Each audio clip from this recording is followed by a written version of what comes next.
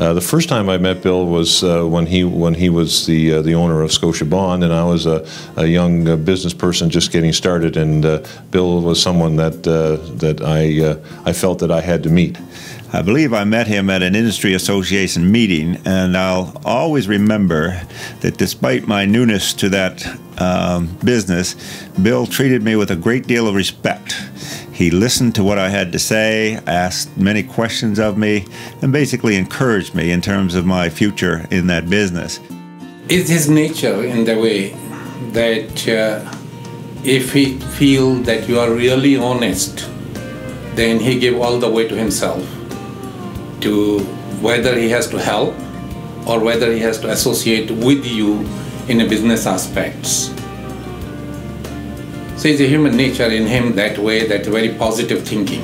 Bill, as a businessman, had a sense of urgency, and that is very important in business, perhaps one of the most important, because as soon as a person gets a good idea, then you can be sure that somebody else somewhere is getting the same impulse, and Bill was good at that. Well, I think Bill is driven by his passion for life. He really has a tremendous amount of energy for business and for people, and it's amazing to watch him. I found myself many times after a meeting feeding off his energy and being energized myself. I really think that's a key for Bill. He has taken what one might perceive to be extreme risks in business, but he's not adverse to that. And it's that challenge that he rises to, and one of the key reasons he has been successful is that he has the character to accept those kind of risks.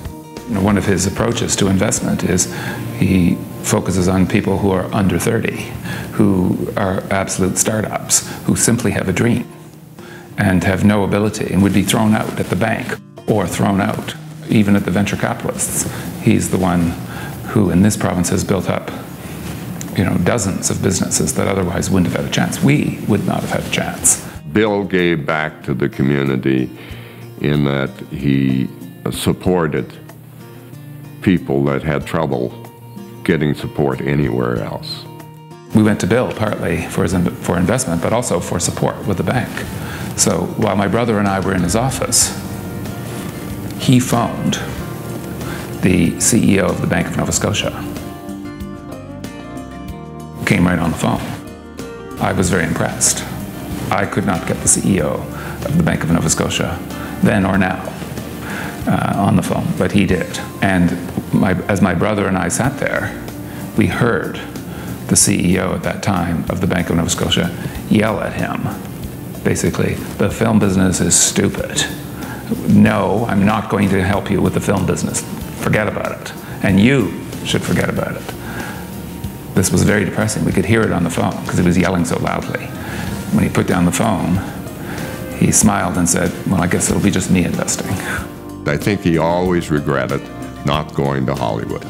I think he would love to have been a Hollywood mogul. So I think that I'm not sure that the film industry in Nova Scotia, for example, would exist at all if it was not for Bill. He carries characteristic just like his father has. He's very nice, very soft-spoken, but he's firm. When he says something is firm, and better you follow it. He knows that he uniquely has the vision and the authority to go where others are afraid to. He's a tremendous partner from the point of view that he wants to know what's being done, but then he lets you go ahead and do it. And I think that that's the way that he runs any business that he's been involved with. He lets the people do their job. His determination to succeed in a very ethical and principled fashion inspired me greatly. And his willingness to be there when I wanted to call him and get advice inspired me as well. If we have more people like him, then there will be more entrepreneurs will come in. Because there are lots of entrepreneurs, but they don't get not only financial, but the moral support even.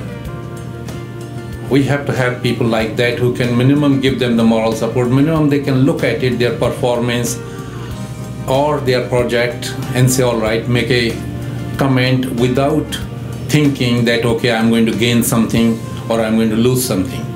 I think it's great that Bill's finally being recognized for the contributions that he's made to the Nova Scotia business community and to the community at large. To me, he's a perfect candidate for this honor. Well, frequently I've called Bill, and he's unfortunately at that time off having an appointment because he's always busy.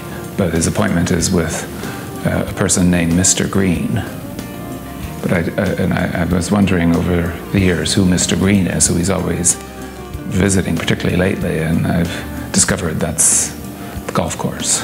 One of his lifelong goals is to shoot his age at golf, so I think he'll be with us for a while to come yet. I think Bill's most admirable trait, in my opinion, is his love of his family. They are the most important thing on this earth to Bill, above all else.